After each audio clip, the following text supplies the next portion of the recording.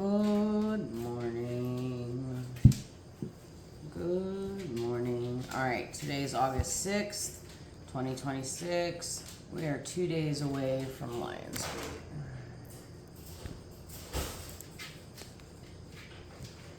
2 days. I have some word. John chapter 7, verses 37 and 38. If anyone thirsts, let him come to me and drink. He who believes in me, as the scripture has said, out of his heart will flow rivers of living water. Water.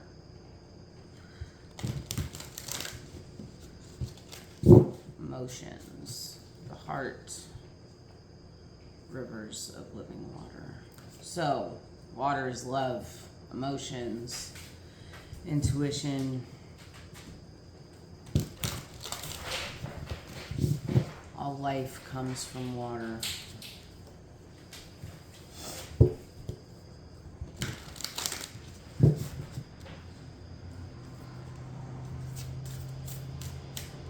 We're using the Beyond Lemuria Oracle deck.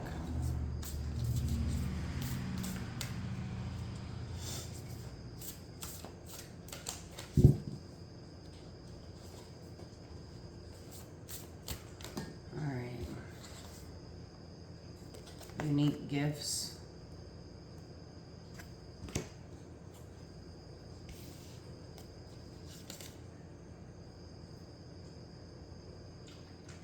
Ether.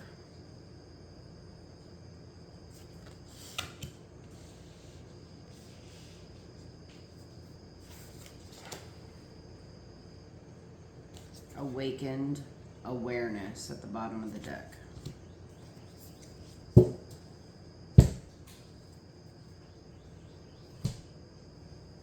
Unique gifts. The seamless, unspeakable. 55, 11, and 17.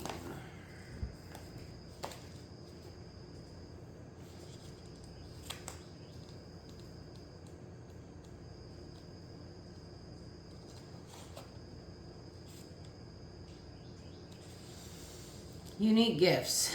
Your superpowers, a sense of purpose, the meaning behind your quirks, exploring your interests, shortcomings as unique, undiscovered skills.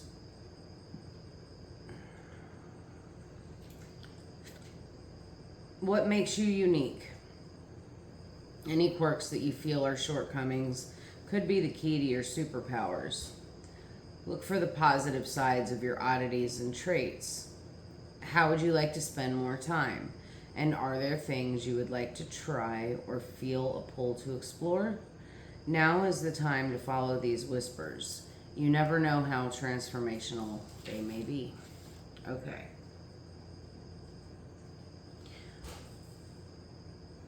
I'm on the spectrum of neurodivergence. I have very high IQ.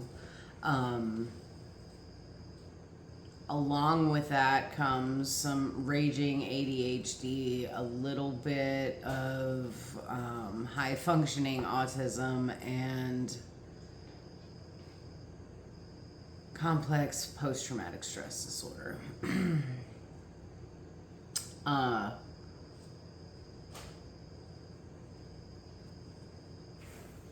When I was exploring all of this about myself, I was like, there's got to be something, because I've always been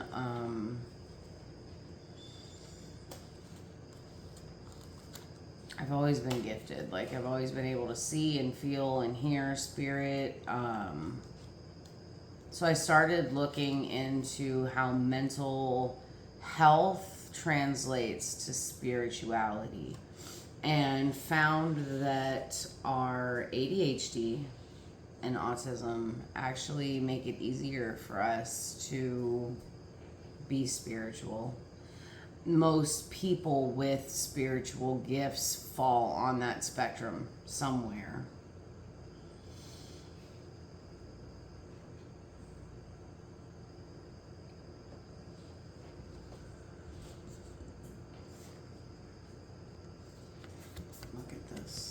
and out of their heart will flow rivers of living water.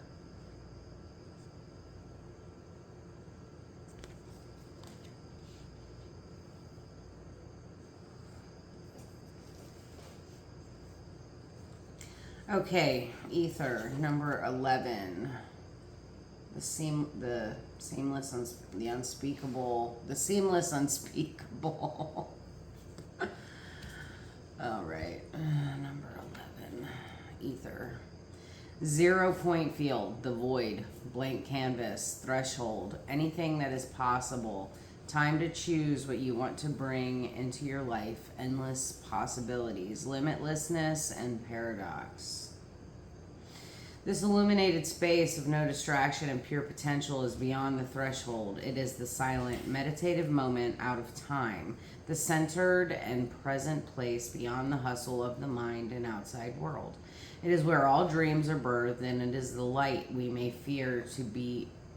It's the light we may fear to be darkness when, just for one moment, everything ceases to exist. This is the place between worlds, the womb before we incarnate, and from here we can choose where we go. The land has been tilled in readiness for the flowers we wish to seed. Outdated doors have been closed, and in the space between the breaths we open the new ones. What may be perceived as the endless black nothingness is actually the illuminated eternal, the core that all our fears may be peeled back to. When we step through the darkness, we realize it's only a short distance away from the white void at the center of creation and heaven. Herein lies the feeling that we may have been striving our whole life to meet, yet simultaneously, subconsciously running from. In this place of graceful surrender, we may know we are held and allow ourselves the spaciousness to drop deeper into the experience of our existence. Too elusive and mysterious to define, a knowing without words, the spaces in between, life force energy. All right, and then at the bottom of the deck, awakened awareness.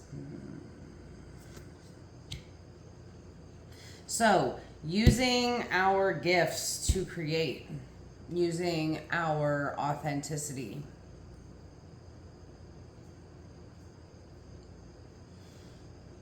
Using our uniqueness, the thing that makes us us, to create. Because in the 0 point, we talked about this the other day when the KISS card came out in that reading where I was talking about letting my fledgling fly. The womb, the ether, the place where nothing yet everything exists simultaneously. All right, and then at the bottom of the deck, awakened awareness, card number 17. Beyond the veil, clearing distortion and illusion, awareness of what's running us subconsciously, communing with our God force, energetic sovereignty, growth outside your comfort zone, and the collective awakening.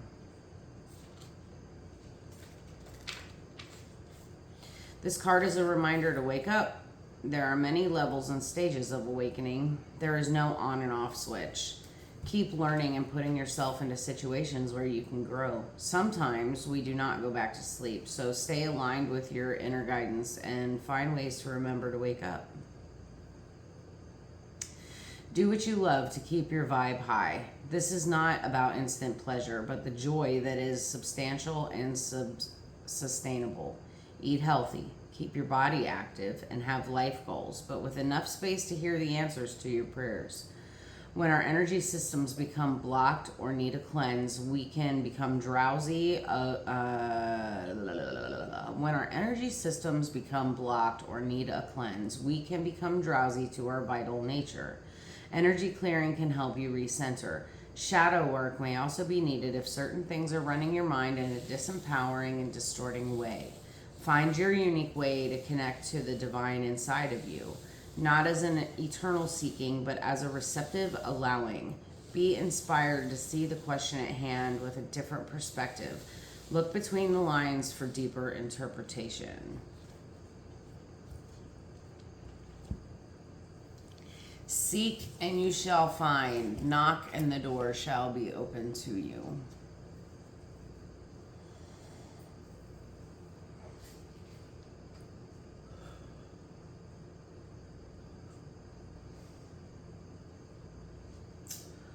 All right.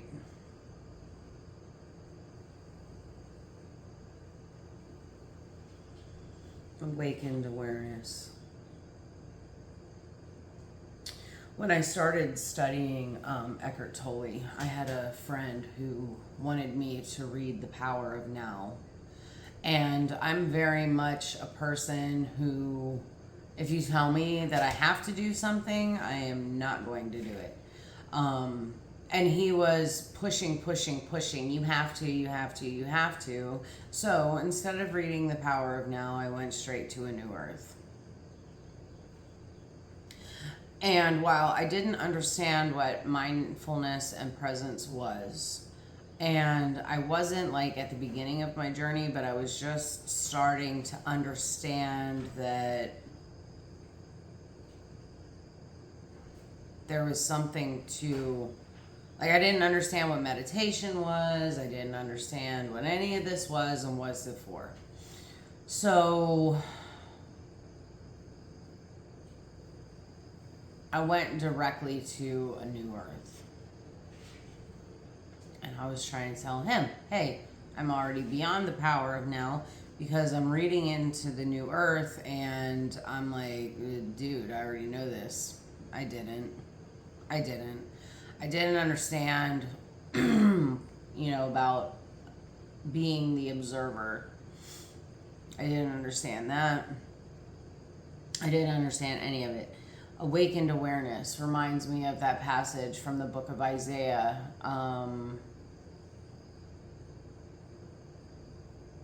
Awaken, arise. God's literally just asking us to open our eyeballs and see the sun in the morning.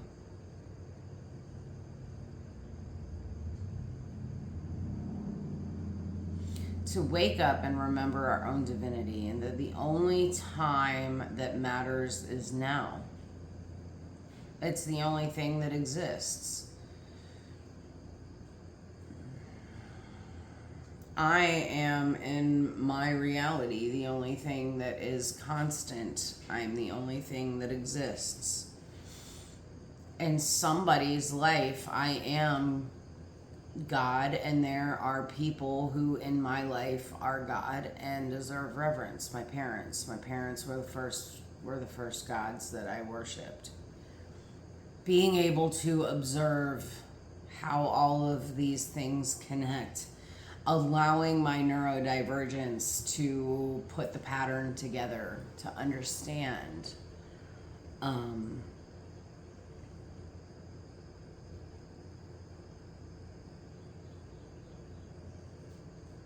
And that awakened awareness in me is what led me ultimately to understand how manifestation works. Just gotta get off your ass and do it. You just gotta do it. Interestingly, while you're doing the work of just doing it, the universe will send all the good things that maybe you asked for a long time ago. When I was in my 20s, I said by the time I'm 30, I want to have my own farm.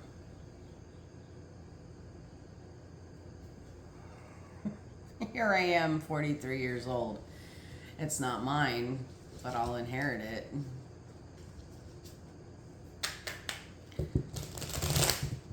All right.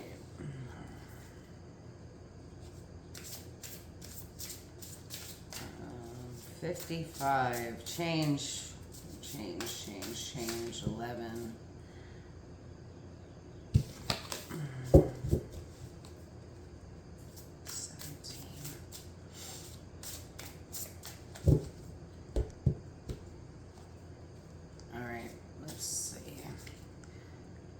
Okay, we have the Six of Swords, which is the card that fell out of the deck and landed on the table that I put back into the deck and reshuffled. Six of Swords. Moving on to calmer waters.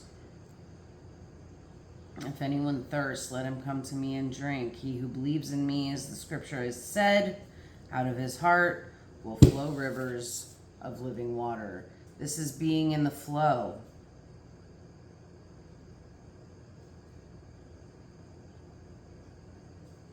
Being in the flow. On your way to peace. What do you require for peace? Four of Pentacles. Holding on to your investments. Like the dragon sitting on top of his gold, counting his pennies. The King of Swords in the past. Choosing your head over your heart.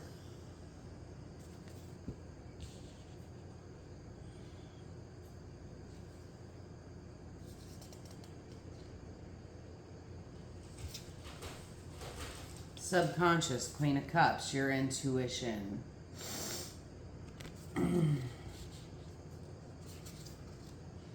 And in the future, the Queen of Swords. So we've got the King of Swords in the past and the Queen of Swords in the future. We write our own stories. Interesting.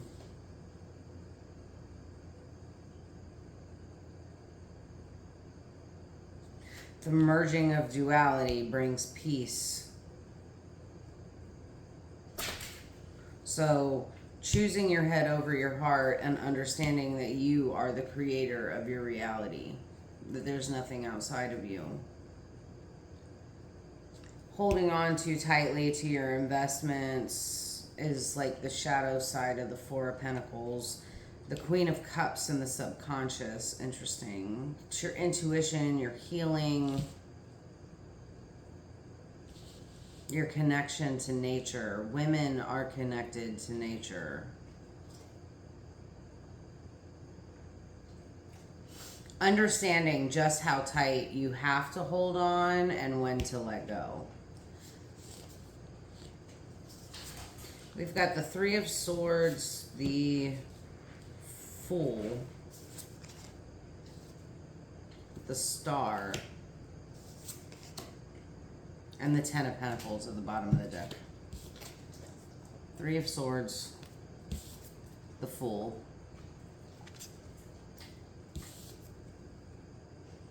the Star, Ten of Pentacles.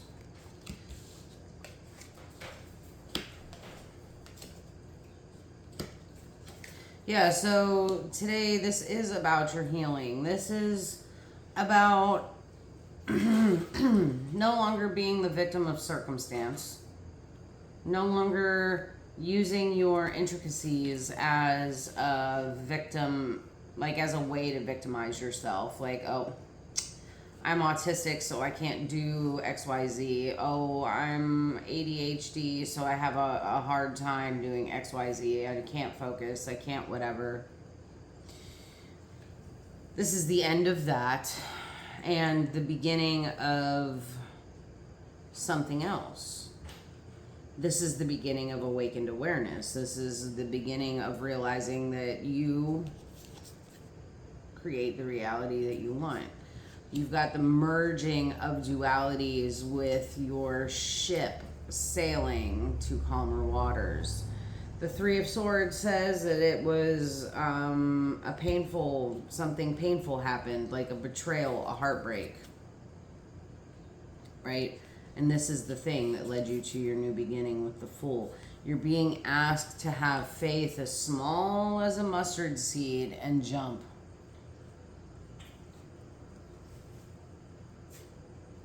The Star, that's your healing. Oh yeah, Ten of Pentacles, the happily ever after.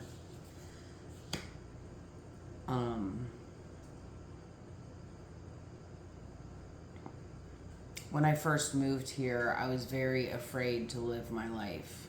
I think I've told this story. My mom pretty much told me when she brought the horses here that I could throw a saddle on Iva and ride her whenever I wanted to, but I had fear. I saddled her up, put her bridle on, started walking around the pasture, and I got scared. And it was shortly after that, I put her away, put my tack away, and came in here, took a shower, and was like, I'm gonna go get my nails done today. But I was going to a new salon,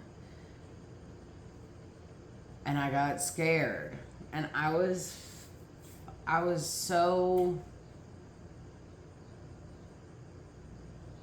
so nervous about being in a new salon with a new nail tech that I just completely locked up, and I had nothing to say, and they were nice enough and they did a decent enough job, but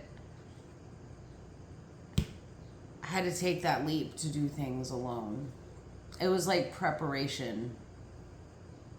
I mean, I go to my regular nail tech with no problem by myself, but I'm comfortable with her. I had to get out of my comfort zone. So about 2 or 3 weeks ago, my friend Max extended an invitation to go out to his place and hang out for the day. And when I was in high school, I only ever had guy friends. And I slept with all of them.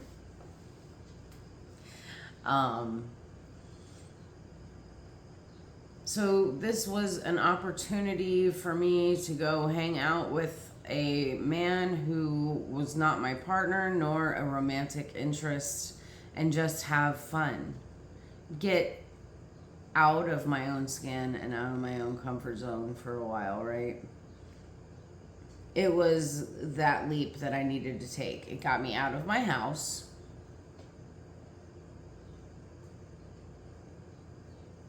And it allowed me to explore who I've turned into, who I used to be.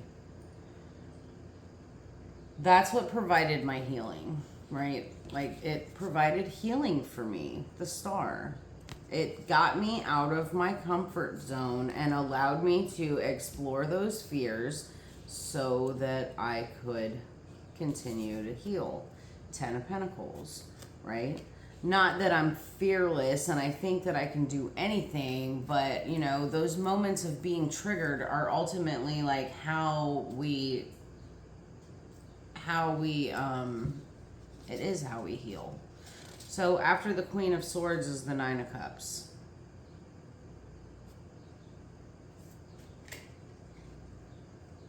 Making our own wishes come true. Because we're the ones writing our story.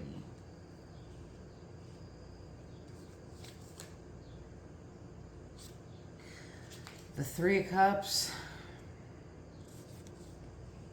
9 plus 3 is 11 is 2. The Three of Cups, this is about community. Finding a new community. Two of Cups is about that merging of dualities. It's partnership.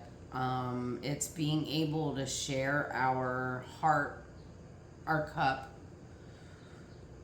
That overflow, the living water, being able to share it with other people. And the 9s are about independence. Like, we did the work with the 8s, and the 9s are independence. So we independently now make our own wishes come true, and we're able to share them with other people. Material, spiritual, whatever. Strength. And we find strength in community. So we're sharing our cup with like-minded individuals. We have the Queen of Cups here, okay? So this is like-minded individuals that we are able to share our living waters. He who believes in me, as the scripture has said, out of his heart will flow living water. Jesus said that, right? Christ, the Christ consciousness is what he embodied. That's why they called him Christos.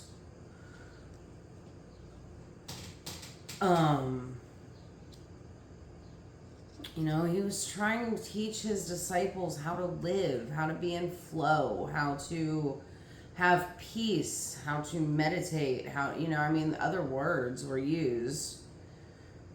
But we find strength in community, healing in community with other individuals. This is about fellowship. Last card, Seven of Swords.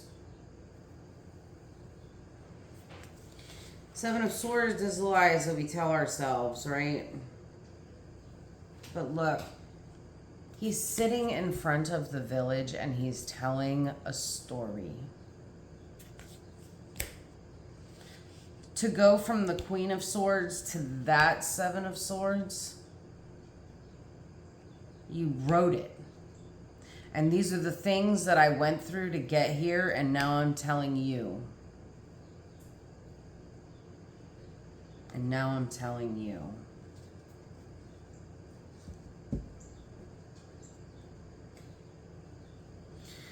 The Six of Pentacles is at the bottom of the deck. Behind the behind the Ten of Pentacles. 10 plus 6 is 16 is 7. 7 of Pentacles. Be patient. Be patient. We have to go through many, many moments of being triggered in order to heal. And healing's never over. The healing's never over. I can sit here and tell you all day long that I am totally okay just living here by myself with my 3 dogs. My daughter's gone, her dog is gone. My son, he works all the time, so we never see each other, you know. And I can sit here and tell you that, like, I'm okay with that. I'm really not. My children have systematically left my house one by one. My oldest son, who's going to be 24 this year, he went to live with his grandparents when he was 8 years old. My oldest daughter, she left when she was 15 after kicking me in the chest right after I had heart surgery. I sent her to go live with her dad. It was time. She needed to go see how her other family was, and she's thriving. She's thriving. Now, my youngest daughter, kid number 3, has moved out, and she's like my ride or die. She's been with me through all the trauma, and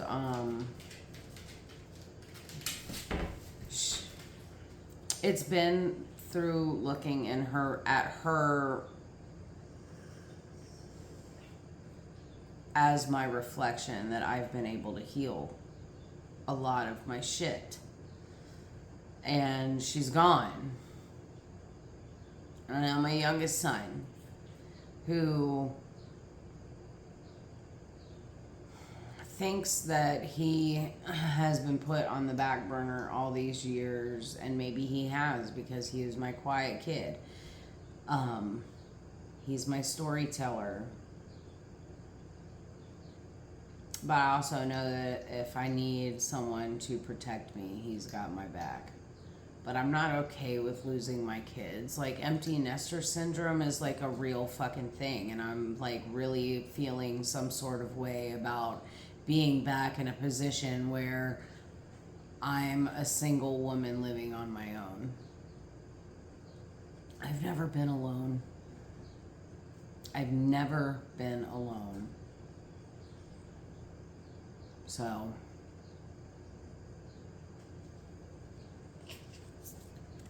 it's fucking hard, man. It's way fucking hard, but man, the story that you're gonna be able to tell. I love you guys. I'll catch you on the next one. Later.